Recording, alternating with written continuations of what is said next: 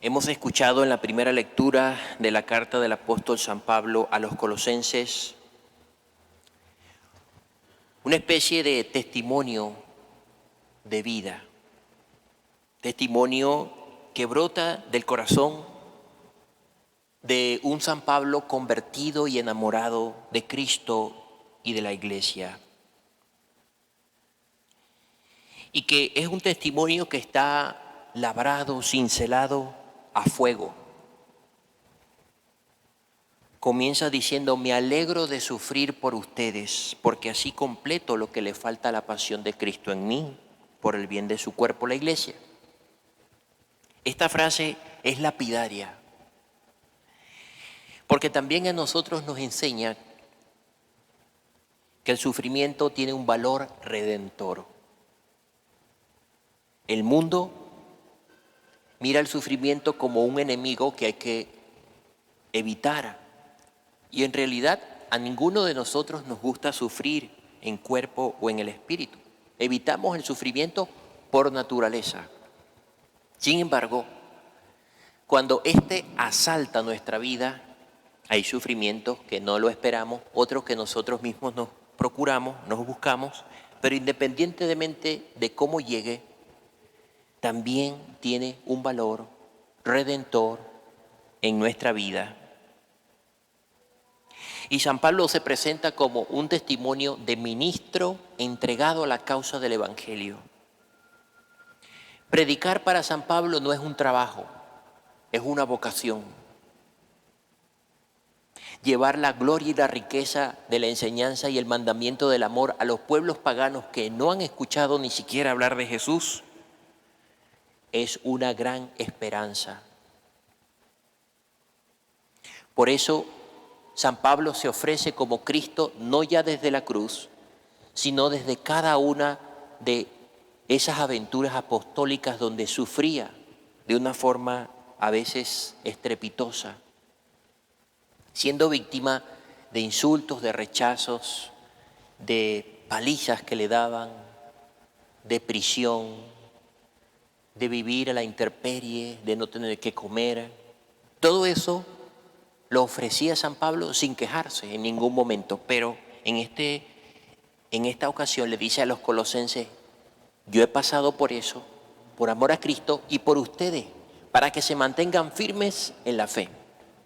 Si San Pablo le dijo eso a sus discípulos, ¿cuánto y más Jesús desde la cruz nos dice: yo he muerto por ti en la cruz? Yo he muerto para que permanezcan firmes en la fe, para que no se desvíen del camino de la salvación. Yo he llegado a ser ministro de la Iglesia, dice San Pablo, para anunciar el designio secreto que Dios ha mantenido oculto desde los siglos.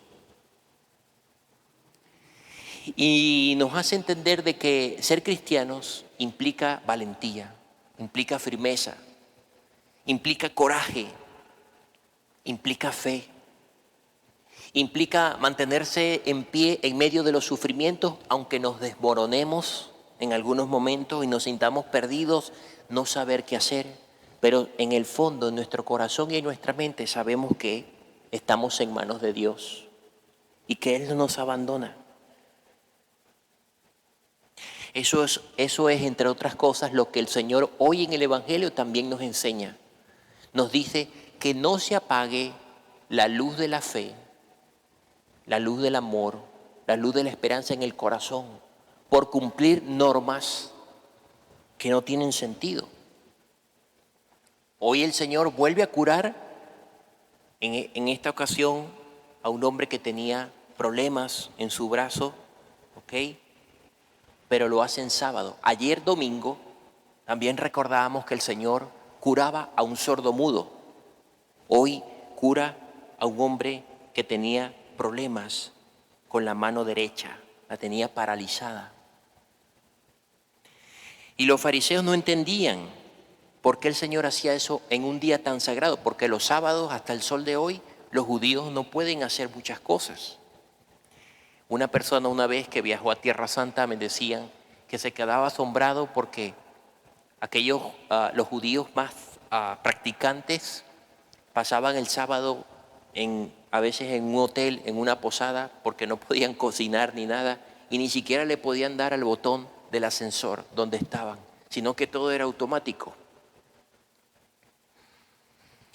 Pero saben, eso no es una cuestión de los judíos, a veces practicantes que asfixian la ley del amor, sino que también nos puede pasar a nosotros. También nos ha pasado.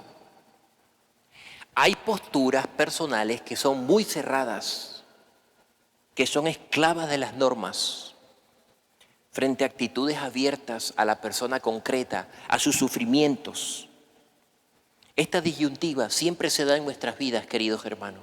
O le hago caso a la norma, o me salto un poco la norma para ayudar a esta persona. Eso siempre va a ser como un dilema. Cuando uno es una persona quizás un poco intolerante o que no tiene quizás el conocimiento necesario, se puede volver incluso un poco fanático, por llamarlo de alguna manera. A Jesús le dolía aquella religión sin alma que profesaban los fariseos y los escribas de la ley. Porque la ley sí, había que cumplirla. Jesús mismo la cumplía. De hecho, era tan buen judío Jesús que estaba en la sinagoga ese día, el sábado. Pero la ley se le estaba dando otro significado para controlar al pueblo. La ley vieja era en ellos más fuerte que el amor. Y sigue la tensión entre Jesús y los religiosos.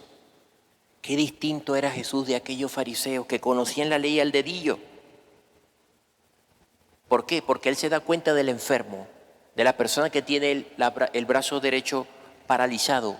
Y sin que éste le diga nada, Jesús se da cuenta porque es sensible ante el dolor de los demás. Jesús es sensible ante el dolor de nosotros, queridos hermanos, aunque nosotros no se lo digamos. Y se pone en pie para hacer algo. Y lo sana.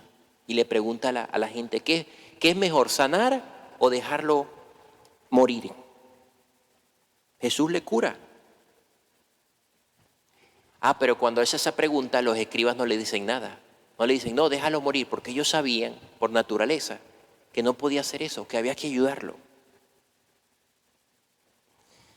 ¿Cómo es posible que el corazón del hombre a veces sea tan duro, queridos hermanos? ¿Cómo es posible que nuestro corazón a veces sea tan duro?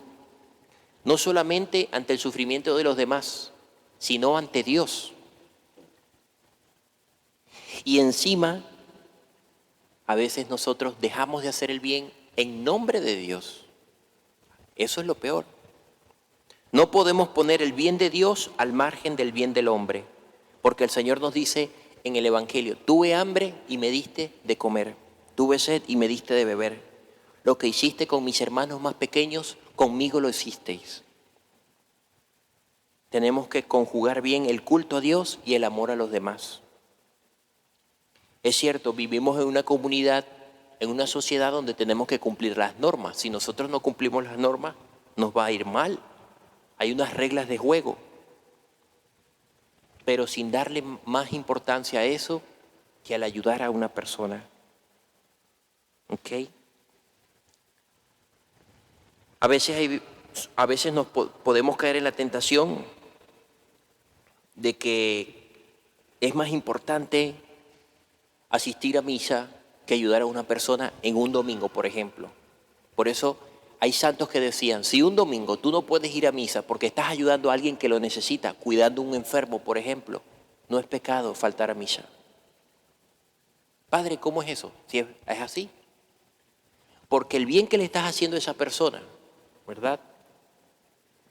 Se lo estás haciendo al mismo Jesucristo, dice el Papa Francisco.